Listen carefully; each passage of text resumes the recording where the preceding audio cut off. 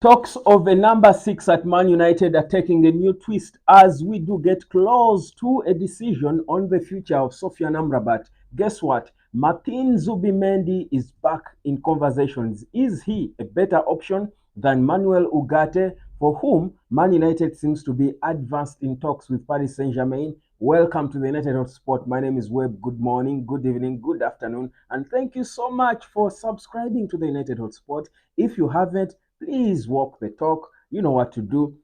Subscribe, like our videos, fam. We love it when you like our videos, and for the algorithm to push our videos more and more so that more people join this family. When you like it, it really, really pushes the algorithm. It means that what I'm saying makes sense to a lot of people. So that's why the algorithm will keep pushing the video. So please like the video and let's get proper into this talk. Now, Sophia Amrabat's future is one of the biggest, I think, concerns for many United supporter out there. There's quite a bit of a division, though I should say I think the bigger majority are for Amrabat staying as a squad player.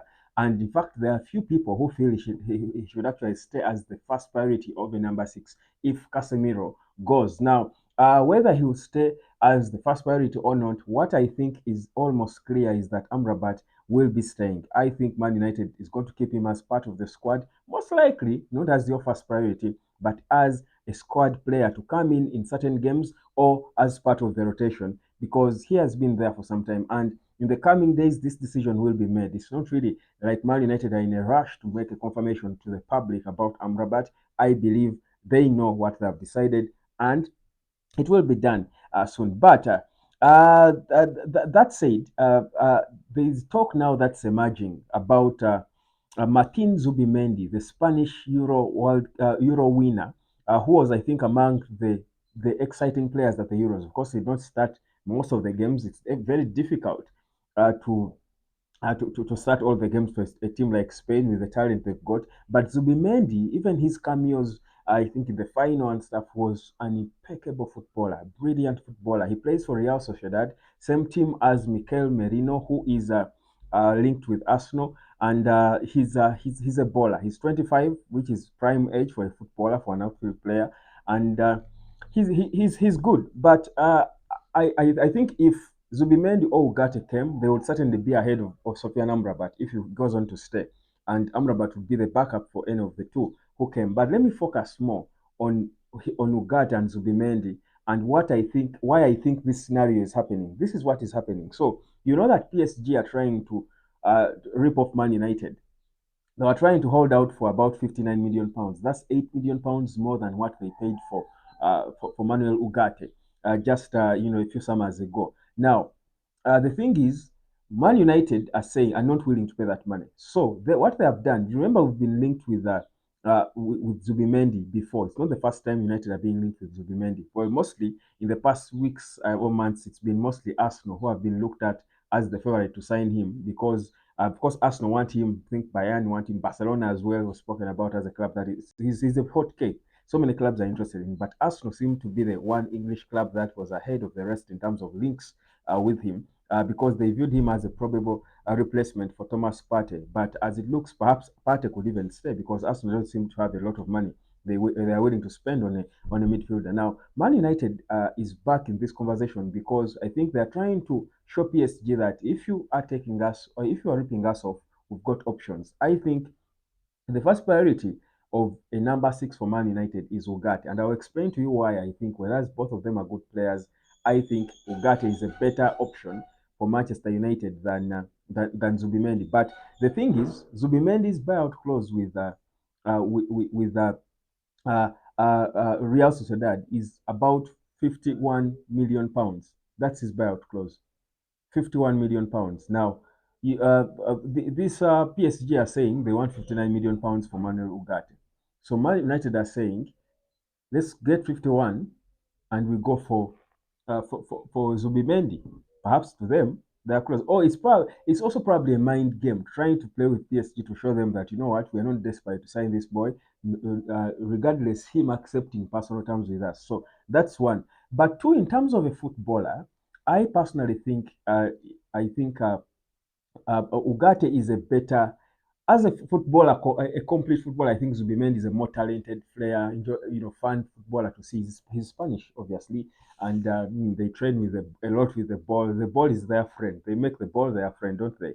But in terms of what we want, given the other players we have at Man United, my feeling is that Manuel Ugarte is a better option. Why? I think Ugarte is a better tackler. He recovers the ball better. He's more disciplined. Zubimendi loves to carry the ball for longer distances as he carries it forward because he can beat off people. He loves to be involved in the attack. Like Spanish footballers, their first instinct is to be, I think, with the exception of Sergio Busquets, who was so disciplined, I think Zubimendi is more of that holding midfielder who wants to involve himself in the attack because he can do stuff with the ball. So the ball calls him to try and go forward and get involved.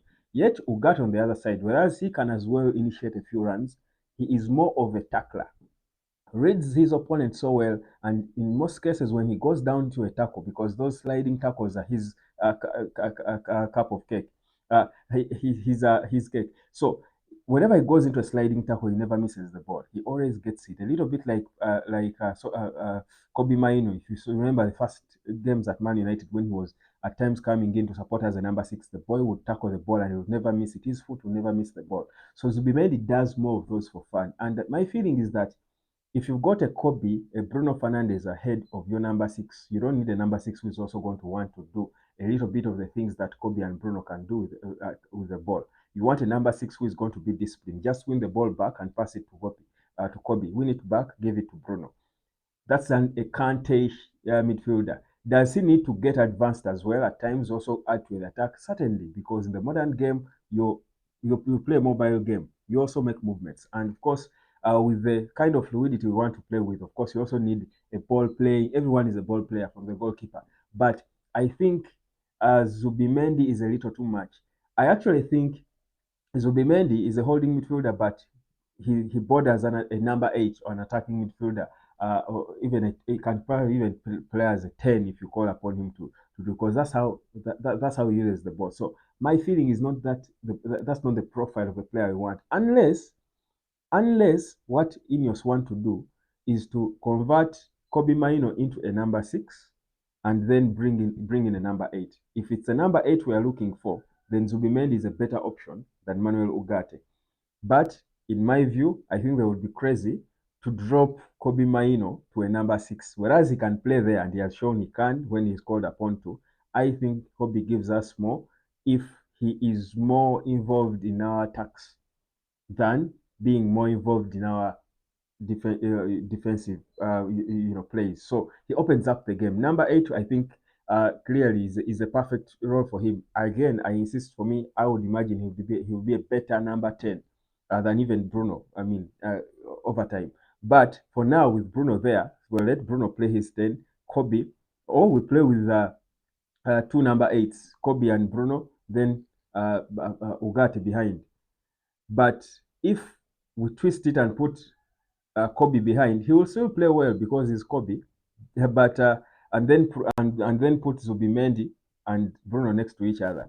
But he will still play well. But I think that would be wasting a football. I think it wouldn't be us putting making the best use of our best footballer. So, in my view, I think Manuel Ugarte is still the first priority. That the talks of Zubimendi, unless the plan is to sign both of them, because we know that we need continuity, and we certainly know that Bruno is in the evening of his time. He's clocking 30 in a few months. We know that when a player is 30, give them 3 years tops, but you don't expect too much football for them for so many years. And Ineos are clearly looking at the future, planning for the future. So maybe if they can bring in both, but for now, with the state Man United is in, the better priority of Zubimendi and Manuel Ugarte is Ugarte, in my view, because of his discipline as a number six. So give me your 2 cents about it, and whether you think that would make sense. But if they both, which can happen,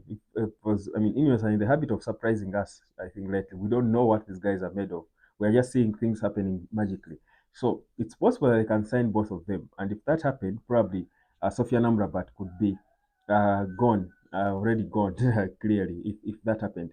That said, of course, tonight there is that Preseason game against Rangers in Norway, and my expectation is that Lenny Yoro could make his debut for Man United. I expect it to happen.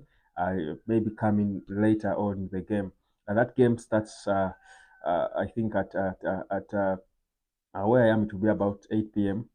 So I don't know. In Uganda, it will be 6 p.m. So I don't know where you are, but that game is an important game. Watch it, and let's enjoy it at 18 hours. This is the United Hotspot. Like, share, and subscribe, and give me your 2 cents about this whole midfield situation and how you think it should be handled. Let me catch you later, fam.